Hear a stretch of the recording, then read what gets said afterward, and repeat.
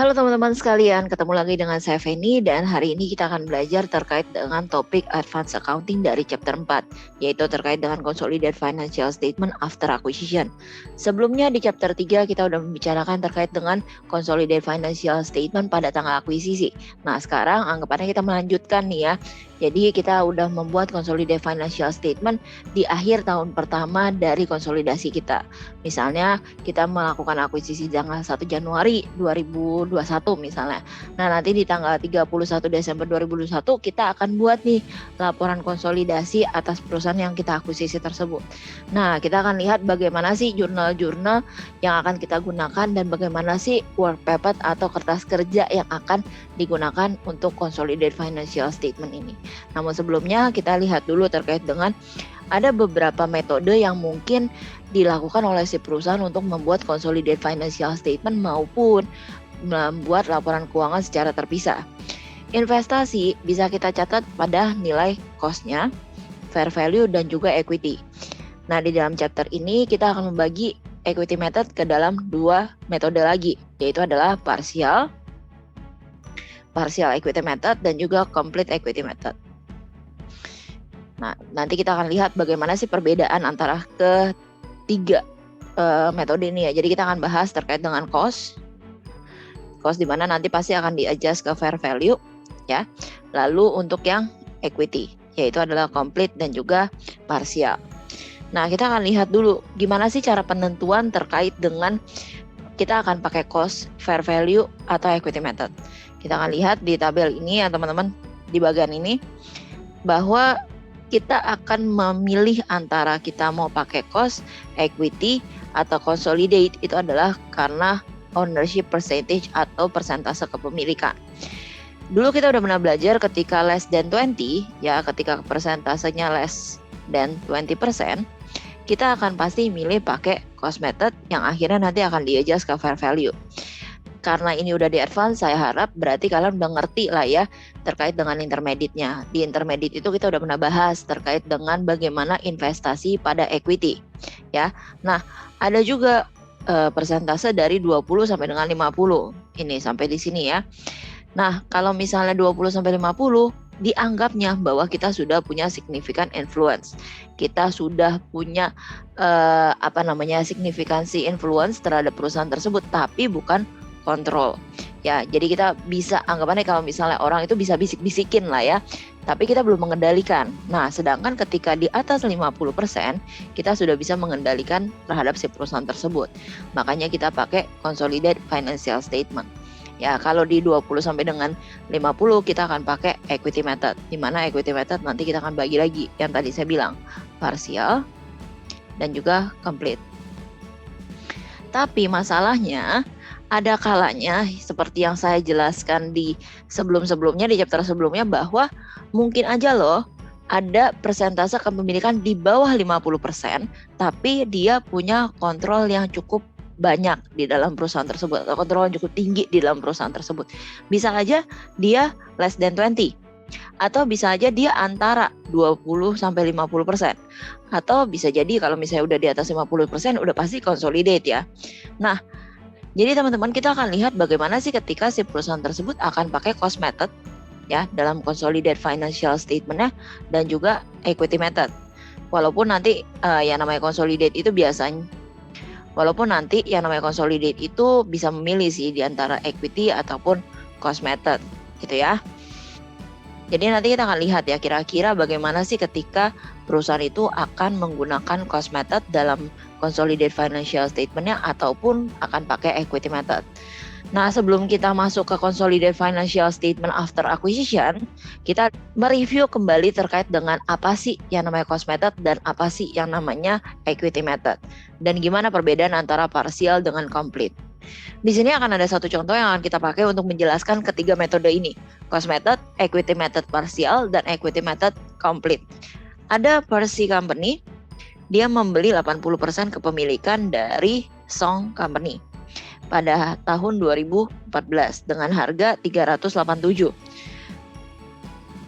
Dan pada tanggal pembelian, si Song Company ini punya stockholder equity sebesar 475. nilai income dan dividen yang didistribusikan dari Song Company selama tahun 2014 sampai dengan tahun 2016 adalah sebesar ini 14, 15, 16, ada net income, ada dividen distribution. Hati-hati, di sini ada net loss ya. Ini income, tapi ada net loss. Ya, terus dia setiap tahun mendistribusikan dividen. Kita akan coba lihat dulu bagaimana ketika dia pakai cost method. Ya, ini dia pakai cost method. Ketika cost method, ingat lagi nih ya teman-teman materi terkait dengan investasi di intermediate. Bahwa kalau kita pakai cost method berarti kita tidak mengakui keuntungan. Ya, berarti kita nggak akan lihat ini. Oke, kita hanya akan mengakui dividen aja. Oke, kita coba lihat. Kita anggap kita beli investment in Song pada cash di harga 387. Ini udah ada di soal tadi ya. Lalu kita dapat dividen. Dividen income sebesar 20.000. 20.000 dari mana? 25.000 yang dibagikan kita kali 80% kepemilikan kita. Ini yang terjadi di tahun 2014. Kita tidak mengakui income ya. Lalu kita beranjak ke tahun 2015. Sama, kita juga hanya mengakui dividen. Berarti akan ada cash dividen income sebesar 40.000 dari 50.000 yang didistribusikan dikali 80%. Oke, ini masih gampang ya. Nah, hati-hati dengan tahun 2016. Karena posisinya rugi, kita harus lihat dulu apakah dividen ini benar-benar berupa income kita atau pengembalian atas investasi. Maksudnya apa sih? Gini, ketika kita mendapatkan yang namanya dividen tapi kondisi perusahaan tersebut merugi, berarti kita itu sebenarnya nggak dapat apa-apa. Ya, sebenarnya kita nggak dapat apa-apa. Sebenarnya kita hanya dibalikin investasi kita. Oke, coba kita hitung dulu ya. Ini ada RE, kita asumsikan sebelumnya nggak ada RE ya. Ada RE sebesar 63.500 di tahun 2014. Lalu kita kurangin dividen 25.000. Kita akan dapat RE sebesar, RE akhir di tahun 2014 adalah sebesar 38.500. Ya, ini di akhir tahun 2014. Lalu kita tambah lagi dengan keuntungan di tahun 2015 yaitu adalah 52.500. Lalu kita kurang lagi dividen yang dibagikan tahun 2015. Ya, kita lihat nih kira-kira berapa ya. Coba sambil kalian hitung juga mungkin ya. Hasilnya adalah 41.000. Ya. Jadi di akhir tahun 2015 kita punya RE sebesar 41.000. Oke, sekarang kita ngitung di tahun 2015-nya ya. Saya mungkin nyempil di sini sedikit. Berarti kita awalnya punya 41.000. Lalu ada minus atau ada rugi sebesar 55.000. Berarti kita akan punya kerugian ya. Jadi RE kita minus juga nih ya teman-teman ya. Kita akan punya minus 14.000 untuk return earning kita. Sudah kita hitung bahwa RE kita di tahun 2016 itu adalah posisinya minus. Tapi ternyata di tahun tersebut si perusahaan itu masih bagikan dividen. Jadi anggapannya dia bagi dividen dari mana dong? Gak mungkin kan kalau kondisinya RE-nya udah negatif terus dibagikan dividen. Logikanya kan gak masuk ya, kecuali dia masih ada. Kecuali tahun tersebut dia rugi tapi RE-nya masih ada. Wajar kalau misalnya andaikan dia bagikan dividen. Karena dividen itu memang dibagikan dari nilai return earning atau RE. Tapi kalau di sini kasusnya dia sudah rugi 14.000 tapi dia masih bagikan dividen. Berarti dividen yang kita terima merupakan pengembalian dari investasi kita sehingga investasi kita dikurangkan ya sebesar dari 80% kali 35.000. Oke, kita hanya mengakui dividen atas persentase kepemilikan kita. Dan ini ya teman-teman, hati-hati terkait dengan ini. Nanti ini adalah intercompany transaction ya. Dividend income adalah intercompany transaction yang akan kita eliminasi pada saat kita buat jurnal eliminasi untuk membuat yang namanya consolidated financial statement. Nah, ini adalah untuk yang cost method. Oke, jadi hati-hati terkait dengan ketika dia rugi ya. Oke, sekarang kita lanjut untuk yang partial equity method. Nah, partial equity method ini mungkin yang biasa kalian kenal ya. Nah, nanti kita lihat komplit itu bagaimana sih. Yang pertama, kita akan mengakui yang namanya investasi pada Song Company. sama kurang lebih investment in song, kita dapat sekian, lalu kita akan ada pencatatan atas keuntungan. Ini pencatatan atas keuntungan ya teman-teman. Karena di tahun 2014 kita untung 63.500. Berarti akan ada kenaikan pada nilai investasi ya. Lalu kita akan mengakui yang namanya equity income sebesar 50.800, yaitu adalah dari 63.500 dikali 80%. Lalu karena ini equity method, kita tidak mengakui yang namanya dividend income, tapi kita mengakui pengurangan dari investasi kita ketika kita dapat dividen. Ketika kita mendapatkan dividen, maka akan munculkan cash, lalu kita kurangkan investasi kita. Kenapa? Karena kan yang namanya dividen itu biasanya ngambilnya dari RE yang tadi saya bilang. RE menambahnya dari mana? Dari keuntungan. Sedangkan keuntungan itu udah dibagiin ke kita. Jadi anggapannya kayak kita ngambil bagian dari keuntungan kita sendiri. Makanya di sini investasinya berkurang. Kalau ini konsepnya kurang lebih kalian mestinya masih ingat lah ya, karena kalian udah pernah belajar intermediate accounting. Oke, sekarang kita lanjut di tahun 2015. 2015 sama juga, kita mengakui keuntungan, investment kita nambah, kita mengakui equity income ya, sebesar dari 52.500 dikali 80%. Lalu untuk dividennya sama seperti tadi, kita akan mengurangi nilai investasi kita sebesar 80% kali 50.000. Ini jurnal penerimaan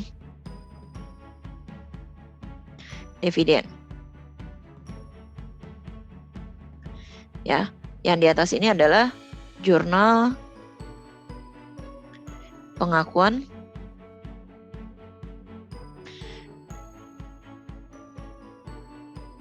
income. Oke, kita lanjut di tahun 2016. Nah, kita mengakui rugi nih. Ya, hati-hati tahun 2016 kita rugi. Sama seperti tadi, cuma bedanya ini bukan equity income. Karena ini loss, maka kita ngakuin sebagai equity loss dan ada pengurangan pada nilai investasi kita. Nilai investasi kita turun. Jadi ketika income atau ketika kita punya laba, atau perusahaan tersebut punya laba, kita akan mengakui kenaikan dari investasi kita. Tapi kalau punya rugi, investasi kita pun turun. Ya. Nah, kalau di sini kurang lebih sama sih, karena kan kita mengurangi dari nilai investasi juga, ya. Jadi kita akan mengurangi nilai investasi untuk dividennya. Oke, jadi kurang lebih ini adalah untuk yang equity partial equity, ya. Oke, sekarang kita akan lihat bagaimana ketika per si company ini menggunakan complete equity method. Kalau complete equity method itu kita ada jurnal tambahan satu, yaitu adalah jurnal terkait dengan si different. Ya, kalau misalnya kalian ngikutin dari chapter 3, kalian tahu bahwa kita akan menghitung yang namanya perbedaan antara implied value dengan book value. Ya, implied value dengan book value, nanti kita hitung, nanti akan muncul different. Nah, different ini di per si company ini akan dimasukkan ke dalam depreciable asset. Biasanya untuk complete equity method dia akan masukin ke dalam depreciable asset lalu didepresiasi ya. Di sini contohnya dia akan mendepresiasi sebanyak 10 tahun. Dan kurang lebih untuk net income dan dividen ini sama ya. Kita coba posisinya itu adalah sama. Biasanya kalau untuk complete equity method ini digunakan ketika perusahaan mempunyai kepemilikan 20 sampai dengan 50%, ya, di mana akan ada significant influence tapi dia nggak terlalu punya effective control terhadap si investee. Ya, kita coba lihat dulu. Oke, sekarang kita hitung-hitungan kayak tadi lagi ya teman-teman ya. Complete equity method tahun 2014 kurang lebih sama ya. Dia akan ada investment pada cash untuk jurnal investasinya. Lalu akan ada investment in song dan equity income untuk pencatatan dari net income-nya. Lalu akan ada cash pada investment in song sebesar 20.000 ya, ini hitung-hitungannya kurang lebih masih sama kayak partial ya, masih sama kayak partial equity method. Nah, yang berbeda adalah di sini teman-teman. Tadi kan kita punya selisih ya, kita berarti ngitung dulu ya selisihnya berapa ya. Investasi itu adalah senilai 387. Lalu kita tahu bahwa book value perusahaan tersebut adalah 475. Ya, kita tahu ini adalah implied value, berarti tanpa harus kita hitung. Karena implied value itu kan nanti akan ada NCI dan lain sebagainya lagi ya. Lalu kita lihat bahwa si book value adalah 475 dengan kepemilikan 80%. Jadi kalau kita hitung book value-nya adalah 380. Berarti kita akan ada difference sebesar 7.000. Ya. Nanti akan ada jurnal tambahan di tahun 2014, yaitu adalah ada pengurangan pada equity income. Ini pengurangan pada equity income ya. Dan ada pengurangan juga terhadap si investment. Kenapa? Karena anggapannya gini teman-teman. Ini kan akan dimasukkan ke dalam depreciable asset ya. Anggapannya 7.000 itu akan menambah misalnya contohnya PPE. Berarti ketika PPE kita bertambah atau property plant equipment kita bertambah, nilai depreciation kita akan bertambah. Ketika depreciation bertambah, maka net income kita akan berkurang. Sehingga ketika net income kita berkurang, ya udah kita kurangin juga income yang kita akui. Oke, jadi gitu ya teman-teman, kenapa muncul 700 ini sebagai pengurangan dari equity income. Ya. Oke, kita lanjut di tahun 2015 kurang lebih sama ya teman-teman. Nah, cuma ya paling ini jurnal yang baru. Ini kan jurnal untuk pengakuan keuntungan, income. Lalu ini jurnal untuk dividen. Kita catat berdasarkan persentase kepemilikan. Lalu jangan lupa, sekarang kita akan kurangin lagi terkait dengan si different tadi. Kita bagi 10 tahun. Ya, kita akan kurangin si equity income-nya dan kita akan kurangin juga investment kita. Nah, coba kita lihat di tahun 2016 kira-kira gimana ya? Kan posisinya rugi nih. Apakah kerugiannya akan bertambah? Kita lihat sama-sama. Ya. Equity loss sebesar 55 kali 80%, 44.000. Kita akan kurangin juga nilai investment in song. Ya. Lalu kita akan mengakui cash dan juga investment kita kurangin. Dan kita lihat untuk tahun 2016, karena kan kasusnya di 2016 ini kan dia rugi ya, sebesar 55.000. Nah, berarti kita akan catat sebagai equity loss, ya kurang lebih ini masih sama kayak tadi, 55.000 dikali 80%, 44.000. Kita mengurangi investment in song, lalu ada cash ya pada investment in song sebesar 28.000. Ini adalah untuk dividen. Yang 28.000 adalah untuk dividen. Nah, karena dalam kasus ini dia rugi ya, lalu dia udah rugi nih 55.000. Ternyata ada tambahan depreciation lagi, anggapannya seperti yang tadi saya ceritakan ya. Berarti kita akan ada tambahan lagi equity loss dan mengurangi nilai investment in song. Dalam PPT kalian sih mungkin kalau kalian yang punya PPT ini akan lihat bahwa ini adalah investment income. Cuma kok saya ngerasa kurang cocok ya. Kayaknya kurang cocok ya karena kita udah punya equity loss tapi kita punya equity income. Di mana equity income-nya itu hasilnya juga negatif. Jadi kita pindah saja, kita rubah menjadi equity loss. Jadi supaya nanti equity loss-nya ini nilainya adalah kita satukan antara 44.000 dengan 700 ini. Oke. Kurang lebih begitu teman-teman untuk pengantar dari cost method dan equity method. Setelah ini, part selanjutnya kita akan membicarakan terkait dengan consolidate financial statement after acquisition. Di mana nanti kita akan mulai buat income statement-nya, return earning statement, dan balance sheet. Untuk cash flow statement mungkin akan kita skip dulu untuk sekarang ya. Kita akan lebih memperhatikan terkait dengan 3 statement ini. Nah, namun supaya nggak terlalu panjang karena nanti ketika kita udah masuk eliminasi dan lain sebagainya itu agak panjang ya. Jadi saya pisahkan bagian ini supaya kalian bisa lebih fokus nantinya ya. Oke, kalau kayak gitu thank you untuk attention-nya teman-teman dan kita ketemu di part selanjutnya di part kedua. Thank you teman-teman and bye-bye.